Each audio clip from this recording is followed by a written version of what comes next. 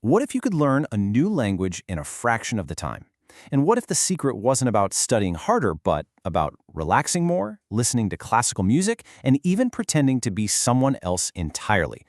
Now, that might sound like something out of science fiction, but it was a very real method. Today, we are diving deep into one of the most bizarre and honestly controversial learning techniques ever invented, Suggestopedia. Okay, so to really get this, I want you to imagine something. You're starting a new language class. You walk through the door, but nothing is what you expect. The first thing that hits you is the room itself. It's bright, it's colorful. Instead of hard desks, there are these comfy armchairs, and the walls are covered in posters. Not of, tourist spots, but of grammar rules all laid out like pieces of art. It seriously feels less like a school and more like a cozy lounge. And then things get even weirder. The teacher tells you to pick a new name, a new job, a whole new identity for the class. You're not you anymore. You're suddenly a pilot, or an artist, or a doctor. There's soft classical music playing in the background, and the teacher, they don't just teach, they perform the lesson, reading dialogue with all this dramatic flair.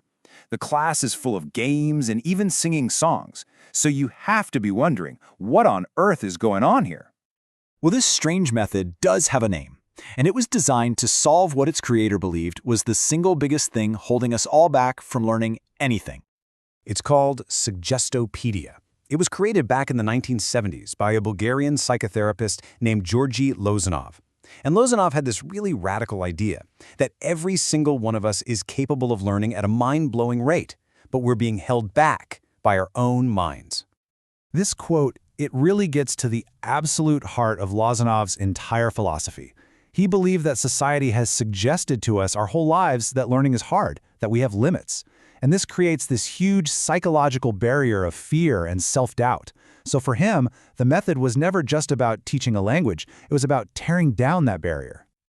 And that's the absolute key. The whole setup, the comfy chairs, the music, the art on the walls, it's all designed to bypass your conscious, fearful mind. The goal is to get you into a state of relaxed, almost childlike confidence, where your brain can just turn into a sponge and soak up information without putting up a fight. And this brings us to the centerpiece of the whole method, the most famous and unique part of any Suggestopedia class. They called it the concert session. So the concert happens in two parts. First, you have the active concert. The teacher reads the new dialogue super dramatically like an opera singer, with their voice rising and falling right in time with a piece of classical music, and you're just following along in your book. Then comes the passive concert. Now you're told to close your books, lean back, and just relax. The teacher reads that same text again, but this time in a calm, steady voice, all set to the slow, rhythmic pulse of Baroque music. And that number, 60, it wasn't just random. Lozanov was convinced that this specific tempo, 60 beats per minute, which is really common in Baroque music, was the secret sauce. He claimed it could sync up your body and your mind, putting your brain into this perfect state for learning that he called relaxed alertness. The goal here was super clear. Students were told to listen, not to memorize, but, and this is a direct quote, for the sake of the music of the foreign speech.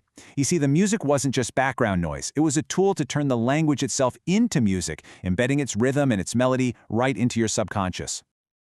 Okay, so once you understand that psychology, all those strange elements from the classroom, they suddenly start to make perfect sense.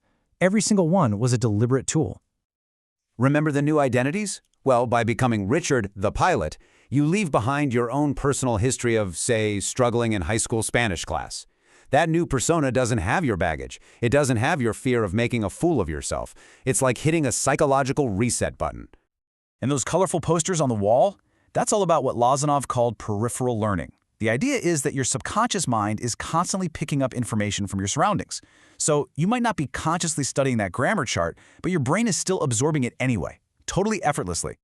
The teacher's role in all of this is absolutely crucial. They have to project complete and total confidence and authority. Why? Because if this trusted figure tells you, both directly and indirectly, that this method works and that learning is going to be easy for you, you are way more likely to accept that suggestion. Your belief becomes a self-fulfilling prophecy. So this all sounds pretty incredible, right? An effortless, even joyful path to fluency? But here's the big question. Did it actually work? Well, this is where the story gets very, very contentious. On one hand, you have the promise of superlearning. I mean, proponents made these astonishing claims, like students being able to learn over 1,000 new words in a single month-long course. That's way beyond the norm. But on the other hand, the academic and scientific communities were deeply skeptical, pretty much labeling the whole thing as pseudoscience because these extraordinary claims just weren't backed by solid, repeatable, scientific proof. And this created a massive divide. Suggestopedia was getting rave reviews in huge popular magazines, and the public was getting super excited about it. But at the exact same time, respected academic journals like T-Cell Quarterly were publishing these scathing reviews, calling it the pseudoscience of suggestology. So while tons of people praised its focus on creating a positive, low-anxiety classroom, the core claims were being widely dismissed by the experts. So we're left with this central mystery. Was this a revolutionary breakthrough in how we learn? Or was it just a really, really powerful placebo effect? Was Lozanov a genius, or was he simply a master of suggestion? But maybe the real question isn't whether Suggestopedia itself worked. Maybe the question is, what does it teach us about the incredible and maybe untapped power of our own minds?